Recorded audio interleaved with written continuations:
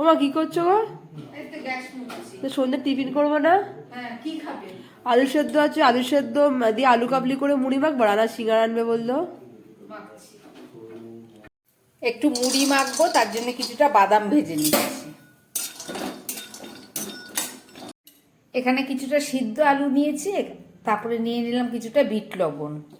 এখানে আছে একটু ভাজা মশলা, আর সঙ্গে রয়েছে একটু কাঁচা লঙ্কা, আর এছাড়া রয়েছে একটু তেঁতুল। সব কিছু দিয়ে আমি খুব ভালো করে আলুটাকে মেখে নিচ্ছি। আলু কাবলি রেডি। কিছুটা মুড়ি নিয়ে নিলাম, আর এখানে আছে আচারের তেল। একটু আচারের তেল দিয়ে দিচ্ছি মুড়ির মধ্যে। দিয়ে দিলাম বাদাম ভাজা। আলু দিয়ে মুড়ি মাখা আমার একদম রেডি। এবার দিয়ে দিচ্ছি সিঙ্গারা। ব্যাস, খাবার জন্য একদম তৈরি। আলু সিদ্ধ দিয়ে মুড়ি মাখা।